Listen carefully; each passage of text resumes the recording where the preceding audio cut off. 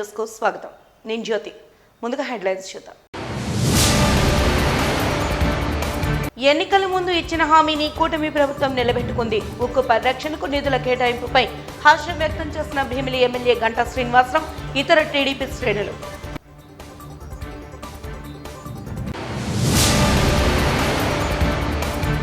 నిధులు కేటాయించి కంటితుడుపు చర్యలు వద్దు, సొంత గనులు కేటాయించాలని డిమాండ్ చేసిన సిఐటియు నాయకులు ఆర్కేఎస్వికే కుమార్.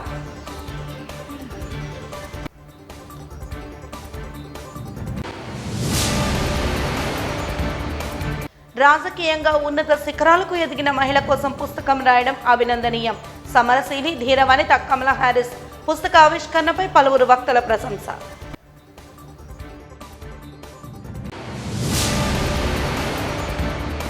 ఇక వివరాలకు వెళ్తే, స్టీల్ ప్లాంట్ పునరుజ్జీవనానికి కేంద్రం 11,500 కోట్ల రూపాయల ప్యాకేజీని ప్రకటించడంతో తన రాజీనామా నిర్ణయానికి సార్థకత లభించిందని భీమిలి ఎమ్మెల్యే గంటా శ్రీనివాసరావు అన్నారు. ఎంవీపీ కాలనీలోని తన నివాసంలో శుక్రవారం ఏర్పాటు చేసిన మీడియా సమావేశంలో ఆయన మాట్లాడుతూ, విశాఖ స్టీల్ ప్లాంట్ను తెలుగువారెవరూ ఒక పరిశ్రమగా చూడరని, ఆంధ్రుల ఆత్మగౌరవానికి అది ప్రతీక అని పేర్కొన్నారు. విశాఖ నార్త్ నుంచి ప్రాతినిధ్యం వహించినప్పుడు స్టీల్ ప్లాంట్ ప్రైవేటీకరణ ప్రాతిపదనకు నిరసనగా 2021 ఫిబ్రవరి 12న స్పీకర్ ఫార్మేట్లో తాను రాజీనామా చేస్తానని గుర్తు చేశారు. తన రాజీనామా పట్ల కార్మిక లోకానికి నైతిక స్థైర్యాన్ని ఇచ్చిందన్నారు. 32 మంది ప్రాణత్యాగంతో సాధించుకున్న స్టీల్ ప్లాంట్ను కేంద్రం మద్దతుతో కాపాడుకుని శాశ్వతంగా లాభాల బాటలోకి తీసుకెళ్లాలన్నదే కూటమి ప్రభుత్వ ధ్యేయమన్నారు. ఈ మేరకు సంబరాలు చేసుకున్నారు.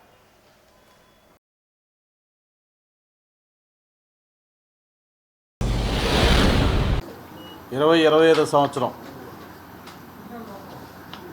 నూతన సంవత్సరం ప్రారంభం నుంచి కూడా విశాఖ నగరానికి ప్రత్యేకించి చాలా మంచి శుభవార్తలు వింటూ ఉన్నాం.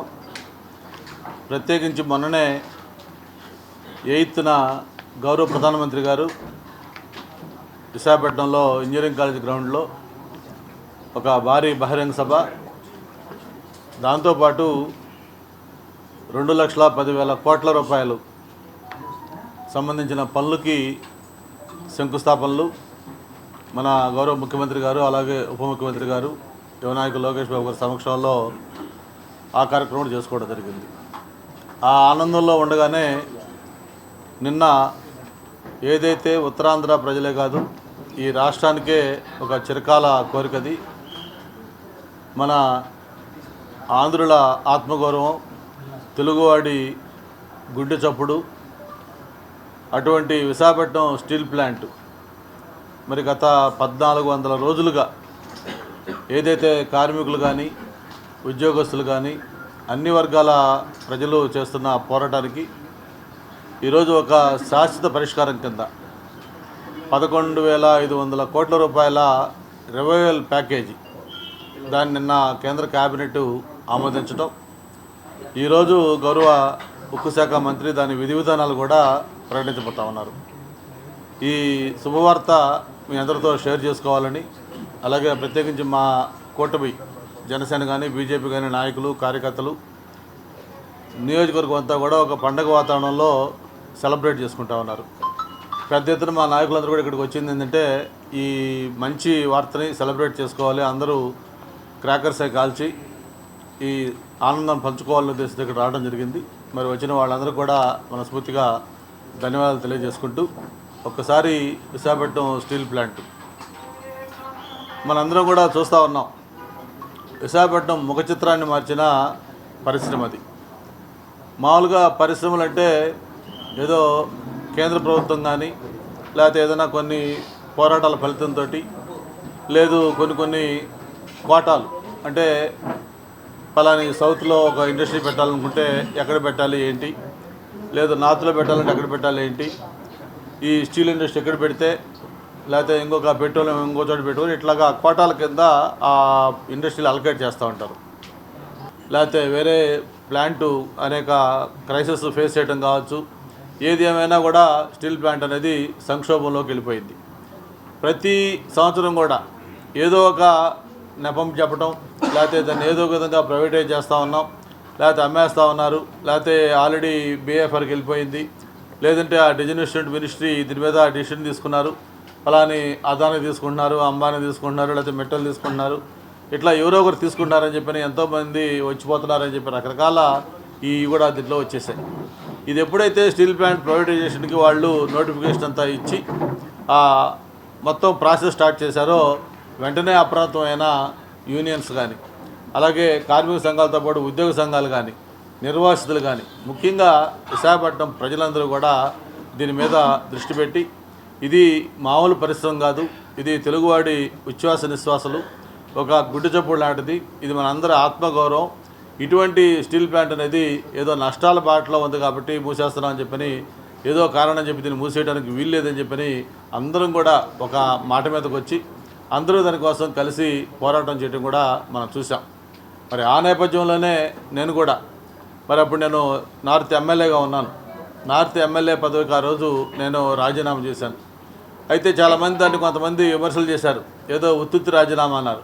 నేను అందుకే ఆ రోజు మీడియా సమక్షంలో ఆ ఫార్మేట్లు ఏవైతే ఉన్నాయో ఆ ఫార్మేట్ల ప్రకారం వాళ్ళకి మొత్తం రాజీనామా లేఖలు మొత్తం కూడా ఇవ్వటం, అంతేకాకుండా ఎలా ఇస్తే దాన్ని యాక్సెప్ట్ చేస్తారో కనుక్కొని దాని ప్రకారం కూడా చేసి రాజీనామా ఇచ్చి, లేకపోతే మొన్న శంకుస్థాపన చేసిన హైడ్రోజన్ ఇది కావచ్చు, లేకపోతే ఇతర ఇండస్ట్రియల్ క్లస్టర్స్ కావచ్చు, కారిడార్స్ కావచ్చు, నేషనల్ హైవేస్ కావచ్చు, రైల్వే ప్రాజెక్ట్స్ కావచ్చు, ఇట్లా ఏదైతే లక్షలాది కోట్ల రూపాయల ప్రాజెక్టులు ఉన్నాయో అవన్నీ కూడా మనం సపోర్ట్ చేసి మనకి ఇక్కడ విశాఖపట్నానికి ఇచ్చారు.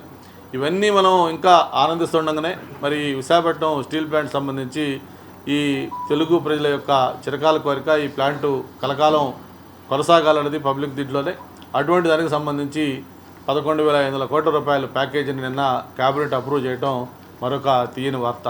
మరి దీనికి శాంక్షన్ చేసిన నరేంద్ర మోడీ గారికి, వాళ్ళ క్యాబినెట్ కొలీగ్స్కి ముఖ్యంగా ఇది సాకారం కావడానికి ప్రధాన కారణం ఏదైతే గౌరవ ముఖ్యమంత్రి చంద్రబాబు నాయుడు గారు, అలాగే ఉప ముఖ్యమంత్రి పవన్ కళ్యాణ్ గారు ఎప్పుడు ఢిల్లీకి వెళ్ళినా కూడా గతంలో జగన్మోహన్ రెడ్డి గారి లాగా వాళ్ళ వ్యక్తిగత కేసులో, లేకపోతే ఈడీకి సంబంధించిన ఇష్యూలో, లేకపోతే ఇతర ఇష్యూలో కాకుండా రాష్ట్రానికి సంబంధించిన పెండింగ్ ప్రాజెక్టులు, అభివృద్ధి కార్యక్రమాలు, సంక్షేమ కార్యక్రమాలకు అమలుకి ధన సహాయం, ఇటువంటికి సంబంధించి ఆయన ఎలాగైతే మాట్లాడుతున్నారో అందులో భాగంగానే విశాఖపట్నం స్టీల్ ప్లాంట్ అనేది కూడా ప్రతి ట్రిప్లో కూడా గౌరవ ముఖ్యమంత్రి గారు అజెండాలో ఫస్ట్ పెట్టుకునేవాళ్ళు. వచ్చిన వెంటనే ప్రభుత్వం అధికారంలోకి ఏదైతే గనులు, మ్యాంగనీస్ కానీ ఇవన్నీ వాటి లీజ్ ఎక్స్టెండ్ చేయడం జరిగింది. అలాగే ఆ రోజు స్టీల్ మినిస్టర్ కుమారస్వామి గారిని విశాఖపట్నం రప్పించి మొత్తం స్టీల్ ప్లాంట్ అంతా కూడా చూపించి ఆయనతో ఒక స్పష్టమైన ప్రకటన, స్టీల్ ప్లాంట్ ప్రైవేటైజేషన్ లేదు, ఖచ్చితంగా ప్రభుత్వం అధీనంలో కొనసాగుతుంది అని చెప్పి ఆయనతో కూడా ఒక స్పష్టమైన ప్రకటన చేయించటం. అంతేకాదు దాంతోపాటు మరి ఈరోజు ఈ రివైవల్ ప్యాకేజ్ ఇవన్నీ కూడా జరిగాయంటే అది కేవలం ఈరోజు కూటమి ప్రభుత్వం యొక్క కృషి, దానికి నరేంద్ర మోడీ గారి యొక్క సపోర్టు, ముఖ్యంగా ప్రజల యొక్క ఆకాంక్ష, వాళ్ళ సంకల్పం బలంగా ఉంది కాబట్టి ఈ విశాఖపట్నం స్టీల్ ప్లాంట్ అనేది ఈరోజు ఇటువంటి ఒక మంచి శుభవార్తతోటి ముందుకెళ్తామని కూడా తెలియజేసుకుంటూ, దీని మీద విధి విధానాలు, ఈ అమౌంట్ దేనికి ఖర్చు పెడతారు, ఏమన్నా ఈ లోను వే ఆఫ్ చేస్తారా, లేదు ఎక్స్పాన్షన్ వాడతారా, లేకపోతే ఇంకోటి వాడతారా, దీన్ని ఏ విధంగా రిలీజ్ చేస్తారు, ఇవన్నీ కూడా ఈరోజు స్టీల్ మినిస్టర్ గారు త్వరలోనే ఈరోజే బహుశా నాకు తెలిసి ప్రెస్ మీట్ పెడతారని చెప్పారు. అది పెట్టిన తర్వాత దీన్ని రిలీజ్ చేస్తారు ఏంటనేది కూడా తెలుస్తుంది. ఈ సందర్భంగా అలుపెరగని పోరాటం చేసిన సంఘాలు, కార్మిక సంఘాలు కానీ, ఉద్యోగ సంఘాలు కానీ, ప్రత్యేకించి నిర్వాసితుల సంఘాలు కానీ, దీనికి నైతిక మద్దతు ఇచ్చిన విశాఖపట్నం ప్రజలకు కానీ, సపోర్ట్ చేసిన అన్ని రాజకీయ పార్టీలకి, ప్రత్యేకించి జర్నలిస్ట్ మిత్రులకి అందరికి కూడా పేరు పేరున అభినందనలు తెలియజేసుకుంటూ, మరి ఈ కూటమి ప్రభుత్వం సాధించిన ఘన విజయాల్లో ఇదొక ఘన విజయం. ఈ స్టీల్ ప్లాంటు ప్రైవేటైజేషన్ కాకుండా ఈ రివైవల్ ప్యాకేజ్ సాధించడం అని చెప్పిన కూడా తెలియజేసుకుంటూ మరొకసారి మా నాయకులందరికీ కూడా మనస్ఫూర్తిగా ధన్యవాదాలు, అభినందనలు తెలియజేస్తాం. విశాఖ ఉక్కు కర్మాగారానికి కేంద్రం ప్యాకేజీ ప్రకటించిన సందర్భంగా సంబరాలు చేసిన టీడీపీ శ్రేణులు కేంద్ర ప్రభుత్వానికి ధన్యవాదాలు తెలిపాయి. టీడీపీ నాయకులు ఈ సందర్భంగా శుక్రవారం జిల్లా తెలుగుదేశం పార్టీ కార్యాలయంలో జరిగిన విలేకరుల సమావేశంలో మాట్లాడుతూ విశాఖ స్టీల్ ప్లాంట్ విషయంలో సీఎం చంద్రబాబు నాయుడు చేస్తున్న కృషి ఫలించిందన్నారు. విశాఖ ఉక్కు పరిశ్రమకు రివైనల్ ప్యాకేజీ కింద కేంద్ర ప్రభుత్వం 11,500 కోట్లు ప్రకటించిందని తెలిపారు. గత వైసీపీ ప్రభుత్వం స్టీల్ ప్లాంట్ పరిరక్షణపై కనీసం దృష్టి పెట్టలేదని విమర్శించారు. జగన్ సొంత ప్రయోజనాల కోసం కేంద్రంతో సంప్రదింపులు జరిపారు తప్ప ఒక్కసారి కూడా స్టీల్ ప్లాంట్ కోసం మాట్లాడలేదని అన్నారు. నిన్న జరిగిన కేంద్ర కేబినెట్ సమావేశం రాష్ట్రానికి ఒక తీపి కబురు అందించింది. ఎందుకంటే సుమారుగా 1,00,000 మంది పైచేలికి ఉన్న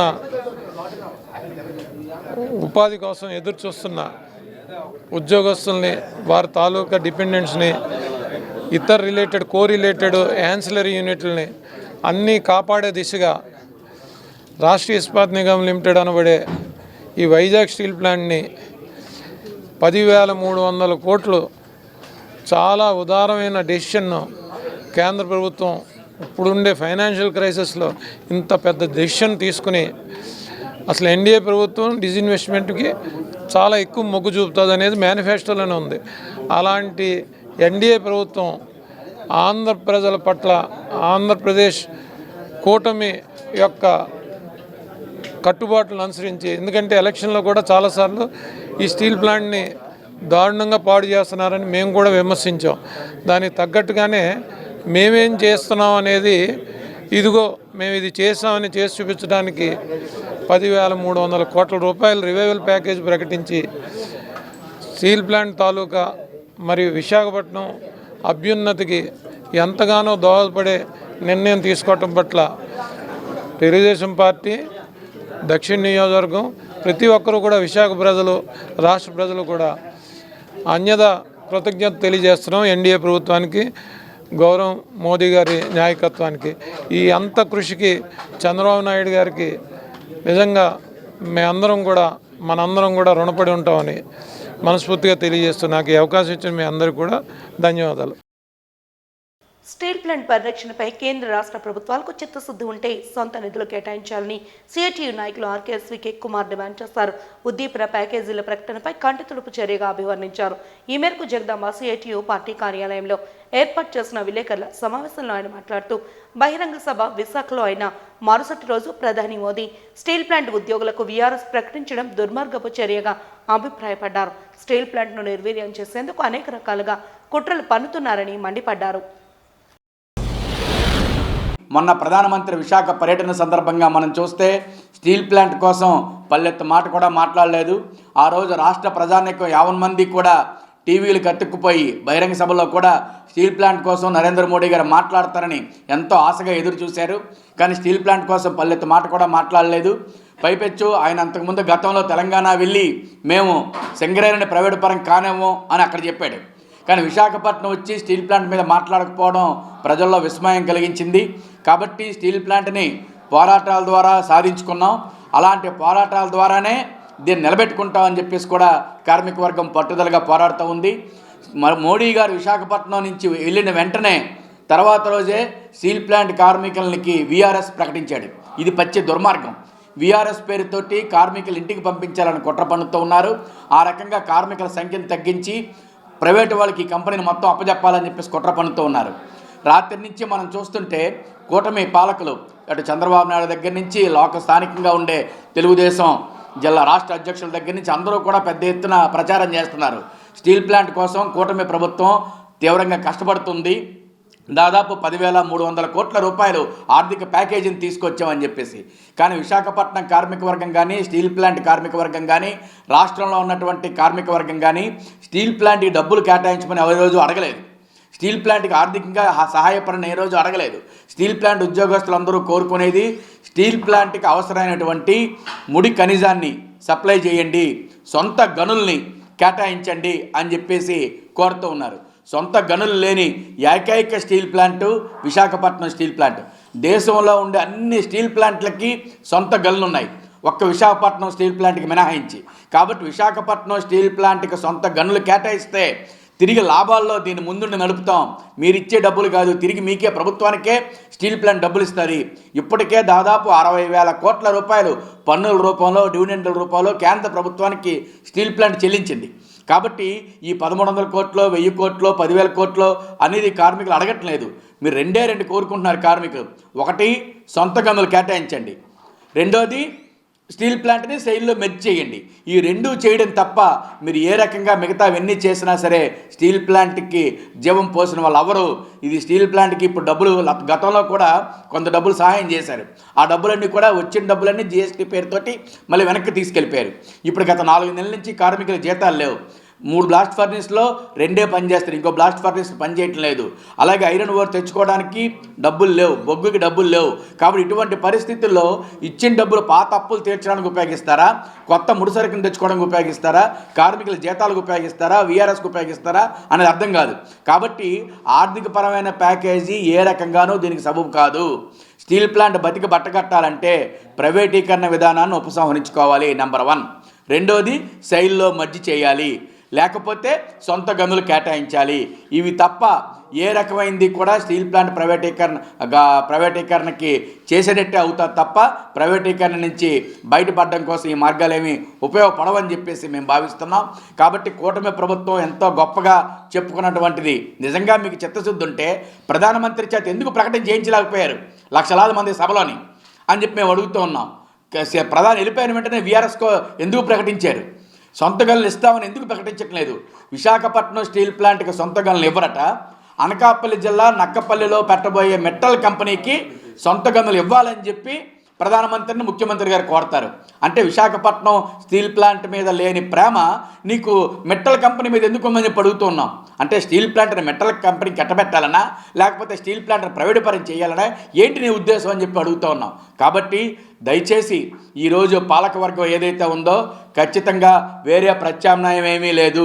సెయిల్లో మెర్జిజన్నా చేయాలి, సొంత గనులన్నా కేటాయించాలి. ఈ రెండూ తప్ప స్టీల్ ప్లాంట్ మనుగడికి వేరే ప్రత్యామ్నాయం లేదు అని చెప్పేసి మేము భావిస్తూ ఉన్నాము. దీన్ని ఆ రకంగా కార్మిక వర్గం పోరాటాలతో సాధించుకుంది, ప్రాణత్యాగాలతో సాధించుకుంది. అనేక మంది రాజకీయ నాయకులు తమ పదవులకి త్యాగాలు చేసి ఈ స్టీల్ ప్లాంట్ని కాపాడుకున్నారు. కాబట్టి అదే పట్టుదలతోటి అదే పోరాట స్ఫూర్తితోటి అటువంటి త్యాగాలకైనా సిద్ధంగా కార్మిక వర్గం ఉంది స్టీల్ ప్లాంట్ రక్షణ కోసం అని చెప్పి మేము తెలియజేస్తూ ఉన్నాం. నవయుగ నిర్మాత ఆదిదేవ్ పితాశ్రీ ప్రజాపిత బ్రహ్మబాబా అని బ్రహ్మకుమారి రామేశ్వరి తెలిపారు. పితాశ్రీ బ్రహ్మబాబా 55వ వర్ధంతి సందర్భంగా డాబా గార్డెన్స్ ప్రెస్ క్లబ్లో ఏర్పాటు చేసిన విలేకరుల సమావేశంలో సేవా కేంద్రాలతో మీడియా మాట్లాడారు. ఈ సందర్భంగా ఆమె ప్రజాపిత బ్రహ్మబాబా జీవిత విశేషాలను, పుట్టుపూర్వోత్తరాలను, మానవ జాతికి ఆధ్యాత్మిక జ్ఞాన విషయాలను వివరించారు. ప్రజాపిత బ్రహ్మకుమారి అనుసరించే ఆధ్యాత్మిక జీవన విధానాన్ని సంస్థ స్థాపనలో బాబా ముఖ్య ఉద్దేశం ప్రజలు తెలుసుకోవాల్సిన అవసరం ఉందని తెలిపారు. 1930లో వజ్రాల వ్యాపారం చేసిన తర్వాత ఆయన బ్రహ్మబాబాగా అవతారం ఎత్తారని తెలిపారు. బ్రహ్మ రహస్యాన్ని, బ్రహ్మ జ్ఞానాన్ని విస్తృతంగా తెలుసుకోవాలని బాబా ఆకాంక్షించేవారన్నారు.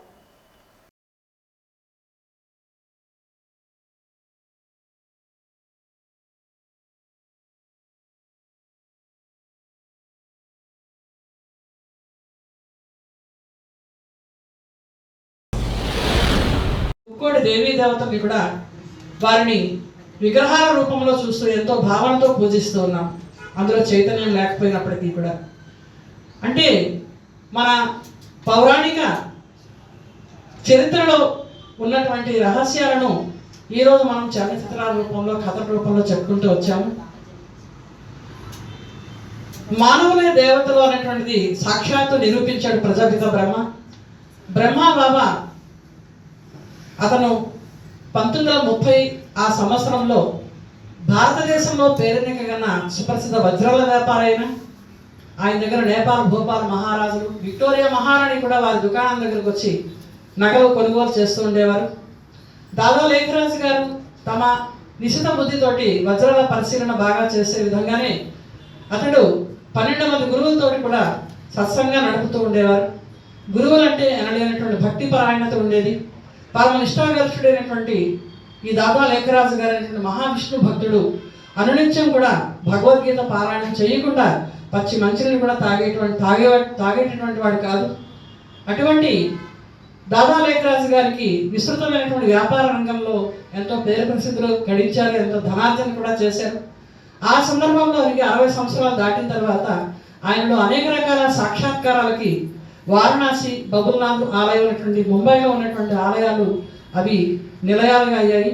ఆయనకి సాక్షాత్కారాలు, ఒక దివ్య సాక్షాత్కారం అనంతరం వారిలో మానసిక పరివర్తన అనేక రకాలుగా వచ్చి ఒక జ్ఞాన వైరాగ్యాలతో కూడినటువంటి ఒక మానసిక స్థితి తయారైంది.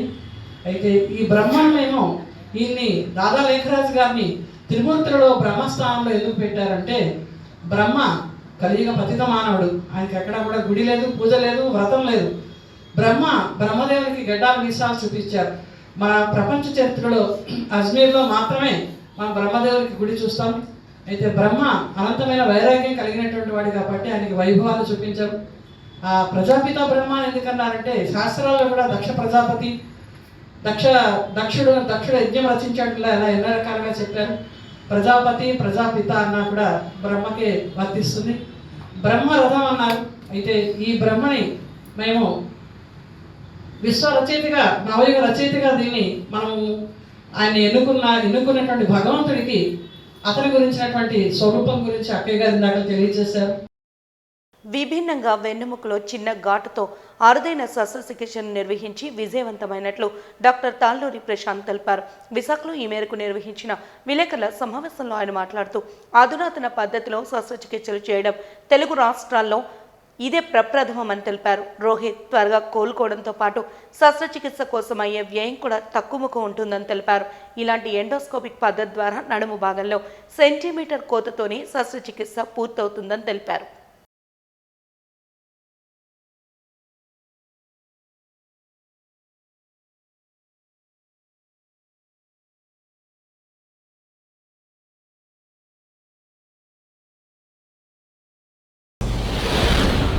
ఈరోజు మనం చెప్పుకునే కేసు గురించి ఏంటంటే, 27 ఏళ్ల యువతి అకస్మాత్తుగా 3వ అంతస్తు నుంచి పడిపోయారు.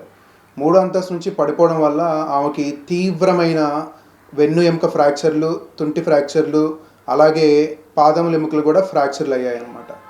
సో ఈ పేషెంట్ మన దగ్గరికి వచ్చేటప్పటికి చూసినప్పటికీ వెనకాల భాగం అంతా కూడా కమిలిపోయి ఉంది. పేషెంట్ నడవలేని స్థితిలో ఉన్నారు. ఈ పేషెంట్కి మనము మన హాస్పిటల్లో నూతన విధానంలో అధునాతన శస్త్రచికిత్స చేయడం జరిగినది. ఇది మినిమల్ ఇన్వేజివ్ సర్జరీ అప్రోచ్ అంటారు. ఇది న్యూరో సర్జరీలో ఈ ప్రాంతంలో ఈ మధ్య ఇలాంటి ఆపరేషన్ ఎక్కడా జరగలేదు, ఎందుకంటే ఇది నూతన పద్ధతి కాబట్టి. సో ఇదే సర్జరీని ఇంతకుముందు ఇదే ఫ్రాక్చర్కి మనం దాదాపుగా 15 నుంచి 20 సెంటీమీటర్ల వరకు కోత పెట్టి ఆపరేషన్ చేయవలసిన అవసరం ఉండేది. కానీ ఈ నూతన విధానంలో, ఈ నూతన అధునాతన పద్ధతిలో మనము కేవలం 4 నుంచి 5 సెంటీమీటర్ల కోతతోనే మనం ఈ ఆపరేషన్ని చేయవచ్చు. దానివల్ల పేషెంట్ రికవరీ కూడా చాలా త్వరగా ఉంటుంది.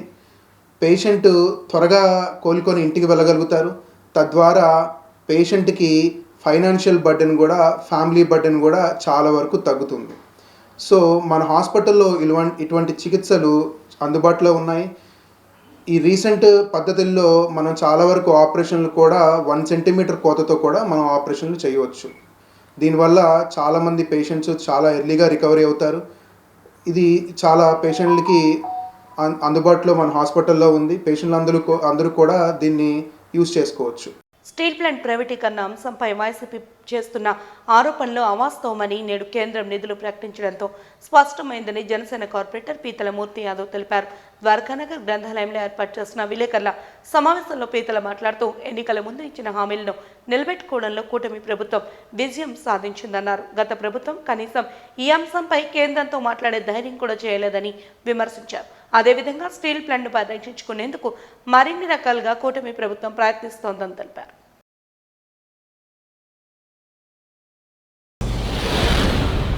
విశాఖ స్టీల్ ప్లాంట్ కోసం స్టీల్ ప్లాంట్ వద్దే 2 లక్షల మంది విశాఖ ఉక్కు కార్మికుల కుటుంబాలు, విశాఖ ప్రజలు, ఉక్కు ఉద్యోగులతో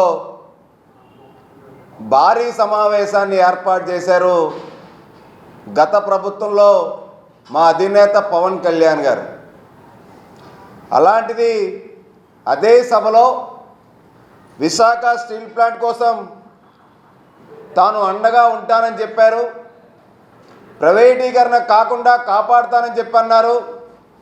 విశాఖ ఉక్కు పరిరక్షణ కోసం నేను పాటుపడతానని చెప్పి చిత్తశుద్ధితో ఏదైతే పవన్ కళ్యాణ్ గారు పోరాట పటిమ ఏదైతే ఉందో గత ప్రభుత్వంలో కూడా అనేక పర్యాయాలు నరేంద్ర మోడీ గారి దగ్గరికి వెళ్ళటం, విశాఖ స్టీల్ ప్లాంట్ని ప్రైవేటీకరణ కాకుండా చూడాలి, ప్రత్యేకరణలు కేటాయించాలి, విశాఖ హక్కు ఆంధ్రుల హక్కు, తెలుగువారి మనోభావాలు దెబ్బతింటాయి, ఎంతోమంది ప్రాణత్యాగాలతో కూడుకుని ఏర్పడిన స్టీల్ ప్లాంటు ఖచ్చితంగా కాపాడి తీరాలని చెప్పి అప్పుడు పవన్ కళ్యాణ్ గారు చేసిన పోరాట ఫలితం ఏదైతే కేంద్ర ఉక్కు శాఖ మంత్రి 3 నెలలకే వచ్చి పర్యటించి వెళ్ళిన వెంటనే విశాఖ ఉక్కుకు 2 పర్యాయాలు 500 కోట్లు ఒకసారి, 1150 కోట్లు ఒకసారి, 1650 కోట్ల రూపాయలు కూటమి ప్రభుత్వం ఏర్పడిన 3 నెలలకే ఆర్థికంగా సాయం అందించారు. అది కాకుండా ఇప్పుడు మళ్ళీ 11,440 కోట్ల ప్రత్యేక ప్యాకేజీ స్టీల్ ప్లాంట్కి ఇవ్వడం అంటే ఇది విశాఖ ప్రజలు నరేంద్ర మోడీ గారికి, కేంద్ర ఉక్కు శాఖ మంత్రి కుమారస్వామి గారికి, రాష్ట్ర ముఖ్యమంత్రి వర్యులు చంద్రబాబు గారికి, రాష్ట్ర ఉప ముఖ్యమంత్రి వర్యులు పవన్ కళ్యాణ్ గారికి, యువనేత నారా లోకేష్ గారికి హృదయపూర్వకంగా మేము జనసేన పార్టీ తరఫు నుంచి కృతజ్ఞతలు తెలుపుతా ఉన్నాం. సిపిఎం మొదటి తరం నాయకులు పశ్చిమ బెంగాల్ పూర్వ ముఖ్యమంత్రి జ్యోతిప్రసాద్ ఆదర్శమూర్తి అని సిఐటియు జిల్లా ప్రధాన కార్యదర్శి ఆర్కేఎస్వికే కుమార్ కొనియాడారు. జ్యోతి బసు 15వ వర్ధంతి కార్యక్రమం జగదాంబ జంక్షన్లో సిఐటియు జిల్లా కార్యాలయంలో ఘనంగా నిర్వహించారు. ముందుగా జ్యోతి బసు చిత్రపటానికి సీనియర్ నాయకులు వైరాజు కుమార్లు పూలమాలలు వేసి నివాళులర్పించారు.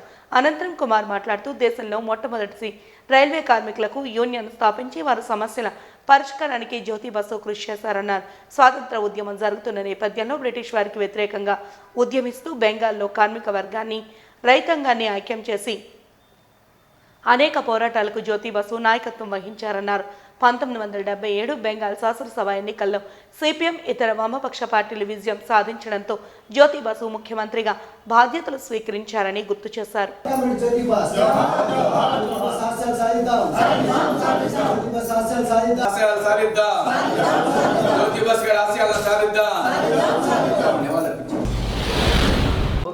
కామినేని జ్యోతి బసు గారు మార్క్సిస్ట్ పార్టీ అగ్రగణ్యుల్లో ఒకరు. మొదట ఏర్పడినటువంటి communist party Marxist polit bureau సభ్యుల్లో అగ్రగామిగా ఉన్నారు.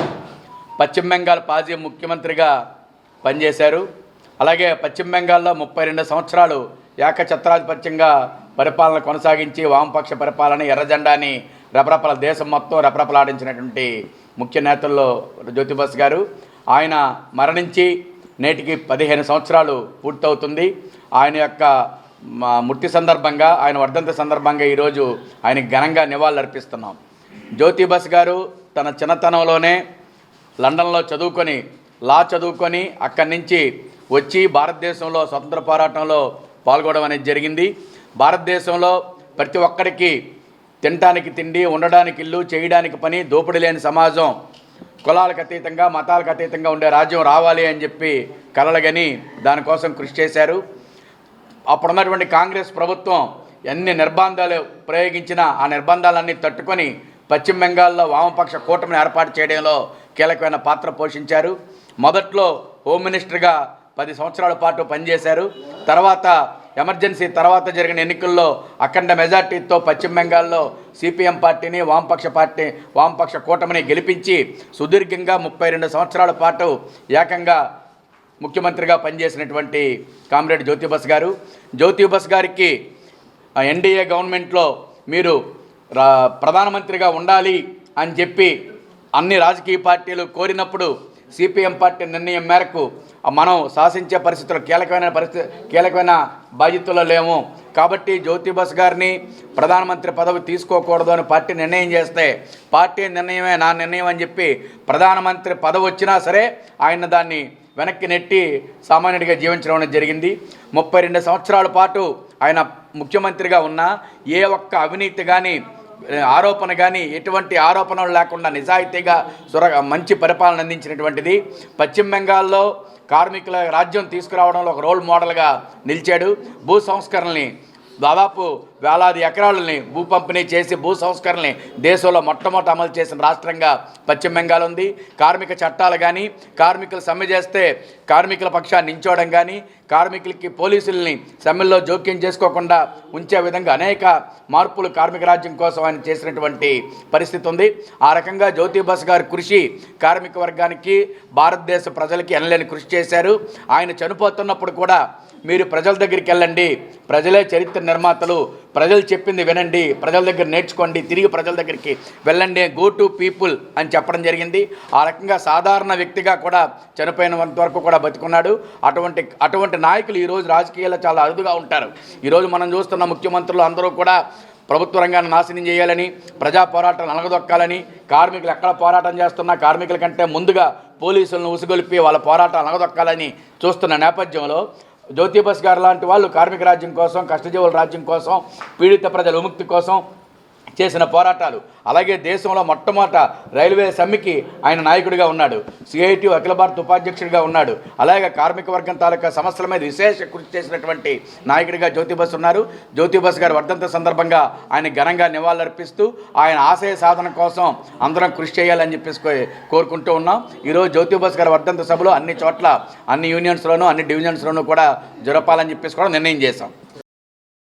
ప్రముఖ పుణ్యక్షేత్రం శ్రీ వరాహలక్ష్మీ నరసింహస్వామి వారి సింహగిరిపై రాపత్తు ఉత్సవాలు తిరువీధిలో స్వామి దేవేర్ల ఉత్సవమూర్తుల ఊరేగింపు శాస్త్రోక్తంగా జరిగింది. 10 రోజుల పాటు జరిగే ఈ ఉత్సవాలను ఆలయ అర్చకులు శాస్త్రోక్తంగా స్వామివారికి శ్రీరాజ అలంకరణ చేసి శ్రీదేవి భూదేవి సమేతంగా సింహగిరి మాడవీధుల్లో తిరువీధిని నిర్వహించారు. మహిళల కోలాటం ప్రదర్శన ఆకట్టుకుంది. ఆలయ స్థానాచార్యులు టిపి రాజగోపాల్, ప్రధాన అర్చకుడు గొడవర్తి శ్రీనివాచార్యులు ఆధ్వర్యంలో కార్యక్రమాన్ని నిర్వహించారు. 19 వరకు జరిగే ఉత్సవాల్లో రోజుకు అలంకారంలో స్వామివారికి తిరువీధిని నిర్వహించడం ఆనవాయితీగా వస్తోంది.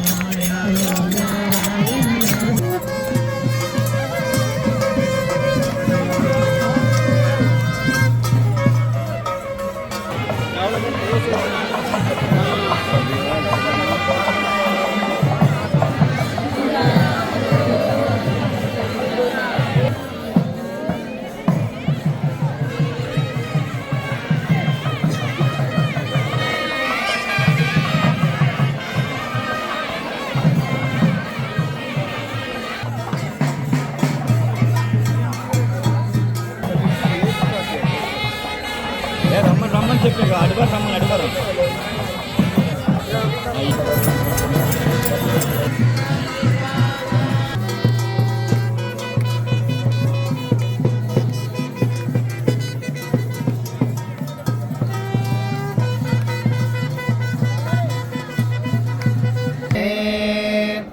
చక్కెర రాజకీయంగా ఉన్నత శిఖరాలకు ఎదిగిన ప్రవాస భారతీయురాల కోసం పుస్తకం రాయడం అభినందనీయమని మాజీ ఎమ్మెల్యే మాజీ మేయర్ రాజాన రమణి అన్నారు. పద్మశ్రీ పద్మభూషణ్ అవార్డు గ్రహీత ఆచార్య యార్లగడ్డ లక్ష్మీప్రసాద్ రచించిన సమరశీల ధీర వనిత కమలా హారిస్ గ్రంథ ఆవిష్కరణ సభ ఏయు హిందీ విభాగ సెమినార్ హాల్లో నేడు జరిగింది. దీనికి ముఖ్య అతిథిగా విచ్చేసిన ఆమె గ్రంథ ఆవిష్కరణ చేసిన అనంతరం ప్రసంగించారు. యార్లగడ్డ తన రచనల ద్వారా అమెరికా మాజీ వైస్ ప్రెసిడెంట్ కమలా హ్యారిస్ను పరిచయం చేయడం జరిగిందన్నారు.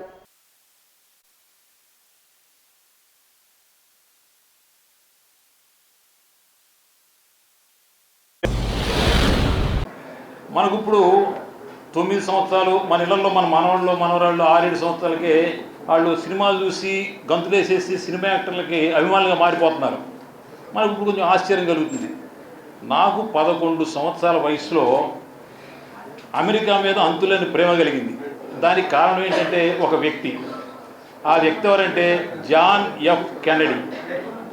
మా ఊళ్ళో 3000 జనాభా ఉంటే 14 న్యూస్ పేపర్లు వచ్చాయి ఆంధ్రప్రభలో. మా ఇంటికి ఒక పేపర్ వస్తే సాయంత్రానికి కొంతమంది వచ్చి మా నాన్నగారి దగ్గర పేపర్ అయి చదివించుకుంటూ ఉండేవారు. అప్పుడు నాకు అర్థమైంది ఏంటంటే చైనా వాళ్ళు మన మీద దాడి చేసి మనల్ని ఇబ్బంది పెడుతున్నప్పుడు అమెరికా మనకు అనుకూలంగా ఉంది, జాన్ ఎఫ్ కెనడీ గారు మనకు అనుకూలంగా ఉన్నా అనేటువంటిది నా మైండ్లో అలా రిజిస్టర్ అయింది. ఆ తర్వాత పెద్దలు చాలామంది తెలుసు, ఒక అద్భుతమైన ఫోటోగ్రాఫ్ చాలా రోజులు మన అందరి ఇళ్లలో ఉంది. అదేంటంటే వైట్ హౌస్ లాన్స్లో జవహర్లాల్ నెహ్రూ గారు కెనడీ గారు నడుస్తున్నటువంటి ఫోటో చాలా ఇంట్లో క్యాలెండర్గా కూడా మారిపోయింది.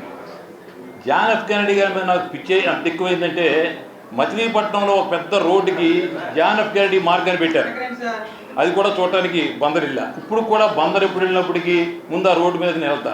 అంటే తెలియనటువంటి అభిమానం. మన పిల్లలు ఏ విధంగా సినిమా హీరోల పట్ల అభిమానాన్ని పెంచుకున్నారో నాకు అట్లా అభిమానం పెరిగి అమెరికన్ రాజకీయాల పట్ల కుతూహలం పెద్ద అవకాశం పట్టేశాను కదా, కుతూహలం ఏర్పడింది. అంటే ఒక 2 రోజులు 3 రోజుల క్రితం అనుకుంటాను మాస్టర్ గారు ఫోన్ చేసి, అమ్మ మా డ్రైవర్ వస్తారు, మీకు ఒక పుస్తకం ఇస్తారు, తర్వాత మీతో మాట్లాడతానని అన్నారు. సరే అని చెప్పేసి అలాగే మనిషారు పుస్తకం డ్రైవర్ తీసుకొచ్చి ఇచ్చిన తర్వాత లోపల ఒక లెటర్ కూడా ఉన్నది. అందులో అమ్మ మీరే పుస్తక ఆవిష్కరణ చేయాలి అని అన్నారు. పుస్తకం పేరు చూశాను, కమలా హ్యారిస్. అంటే మాస్టర్ చాలా తెలివైనటువంటి వారు. అంటే ఒక మహిళ గురించి రాసినప్పుడు మహిళల చేత చేయిస్తే బాగుంటుంది అని అనుకోవడం ఒకటి, అతనికి ఉండేటువంటి ప్రత్యేక అభిమానంతో మరి నేను చేస్తే బాగుంటుందని అనుకున్నాను. అదేవిధంగా పుస్తక పరిచయం కూడా ఒక మహిళతో చేయించడం చాలా సముచితంగా ఉండేటువంటి విషయం. అందుకని చెప్పి మరి మనిషి మళ్ళా ఫోన్ చేస్తే, మనిషి మరి మీరు పంపించిన తర్వాత మీరు అడిగిన తర్వాత నేను కాదని అనలేను, తప్పకుండా వస్తానండి అని అన్నాను. ఆ మాట ప్రకారమే నేను రావడం జరిగింది. మీ అందరినీ కూడా ఈ 2025లో మీ అందరినీ కలవడం కూడా జరిగింది. చాలా సంతోషంగా ఉన్నదని చెప్పి తెలియజేసుకుంటున్నాను. ఇకపోతే ఈ పుస్తకం ఈ 2-3 రోజులు కూర్చొని చదివాను. అంటే ఒక మహిళ గురించి ఆమెను చూసి చదువుతూ ఉంటే కొన్ని సందర్భాల్లో నన్ను నేను ఊహించుకున్నాను. ఆవిడ భారతీయ మహిళ అంటే కాదు, భారతీయ మూలాలు ఉండేటువంటి మహిళ. వాళ్ళ మదర్ భారతీయురాలు. ఆవిడ అక్కడికి వెళ్ళిపోయిన తర్వాత ఎన్నో సంవత్సరాలకి మరి ఈ పిల్లలు పుట్టడం, అక్కడ ఉండేటువంటి పెంపకం తోటి ఆవిడ పెరగడం, అక్కడ సంస్కృతి ఆ యొక్క కల్చర్ అవన్నీ కూడా ట్రెడిషన్స్ అన్ని ఉన్నప్పటికీ కూడా మన భారతీయ సంప్రదాయాలను కూడా ఏమర్చకుండాను తల్లి పెంపకంలో అంటే సింగిల్ పేరెంట్ పెంపకంలో తెలియాలి. వాజీ న్యూస్ ముగించే ముందు హెడ్లైన్స్ మరొకసారి చూద్దాం. ఎన్నికల ముందు ఇచ్చిన హామీని కూటమి ప్రభుత్వం నిలబెట్టుకుంది. ఉక్కు పరిరక్షణకు నిధుల కేటాయింపుపై హర్షం వ్యక్తం చేసిన భీమిలి ఎమ్మెల్యే గంటా శ్రీనివాసరావు, ఇతర టీడీపీ శ్రేణులు.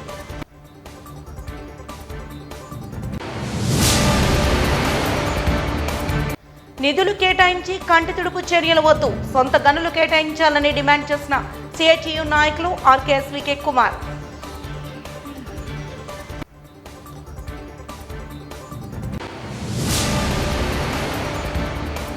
రాజకీయంగా ఉన్నత శిఖరాలకు ఎదిగిన మహిళ కోసం పుస్తకం రాయడం అభినందనీయం. సమరశీలి ధీరవనిత కమలా హ్యారిస్ పుస్తక ఆవిష్కరణపై పలువురు వక్తల ప్రశంస.